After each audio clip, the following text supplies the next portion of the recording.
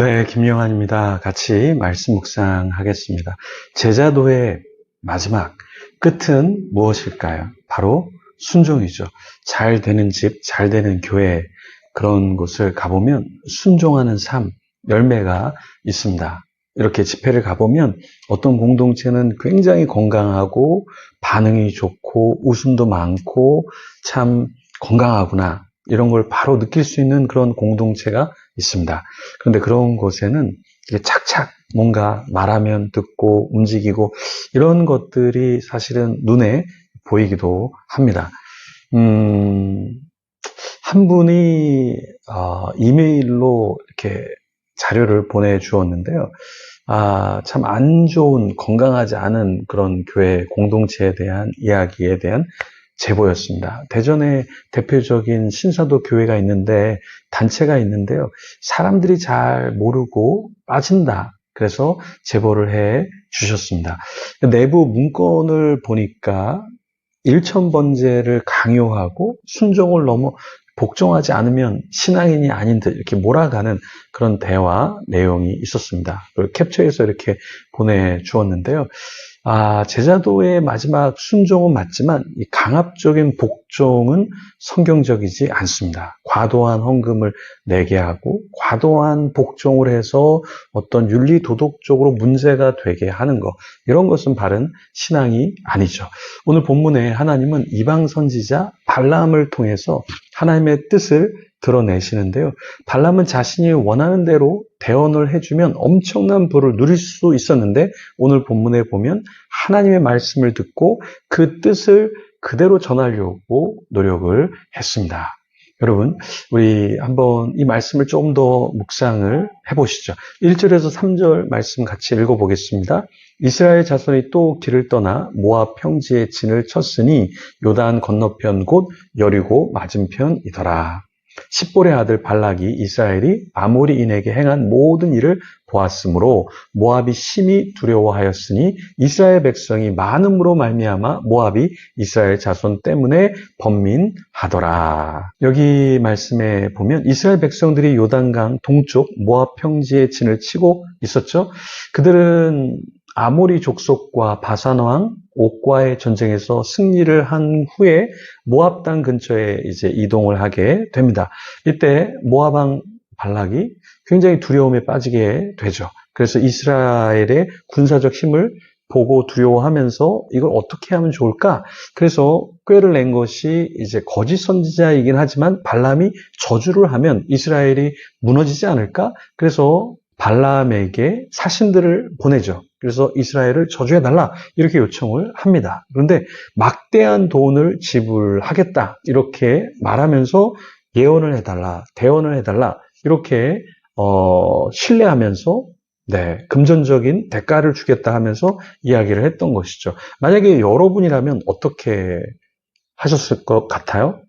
여러분은 돈을 많이 준다고 하는데 그 돈 때문에 정말 그 사람들이 듣기 좋은 예언, 대언, 이런 것을 하지 않을까요? 네. 오늘날 많은 사람들이 돈 때문에 직업을 선택할 때 돈이 많은 곳에 직업을 선택하기도 합니다. 주일 성수나 하나님을 섬기는 것보다 나한테 돈이 많이 떨어지는데 내가 이걸 선택해야지, 무슨 말 하는 거야? 이게 뭐냐? 발람의 길을 따라가는 것이다. 그런데 처음부터 발람은 그냥 돈을 따라가는 게 아니라 처음엔 그래도 순수했어요.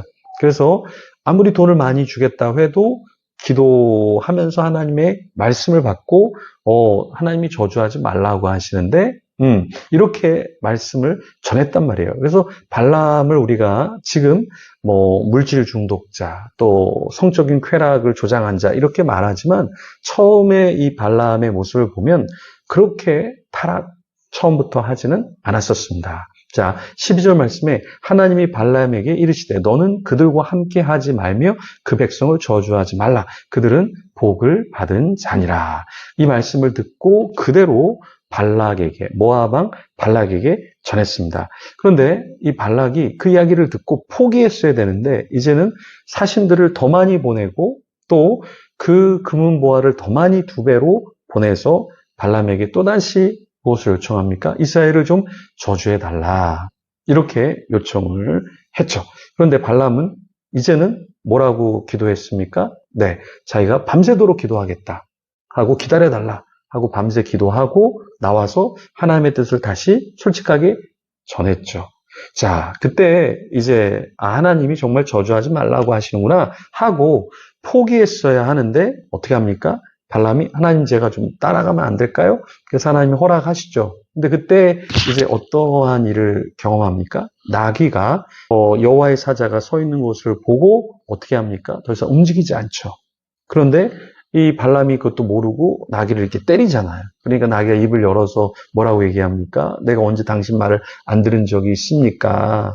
그러면서 입을 열어서 이야기할 때 발람은 하나님이 원치 않구나 하고 멈춰야 되는데 멈추지 않고 계속해서 함께 가죠.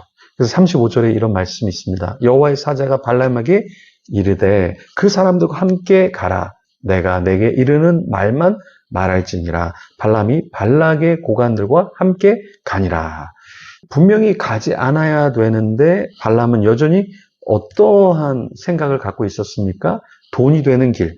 이렇게 가서 뭔가 하나님이 또 저들을 이스라엘을 저주하는 말을 하면 자기가 돈을 벌 걸 아니까 계속해서 따라가려고 했죠. 네, 우리는 어떻습니까? 우리는 어떤 돈이 되는 일에 정말 하나님이 원하시는가 이렇게 생각하면서 움직이고 있나요? 직장 생활을 할 때도 우리가 주일 성수가 중심이고 하나님이 중심이고 그런 직장 생활을 우리가 찾으려고 하고 있나요?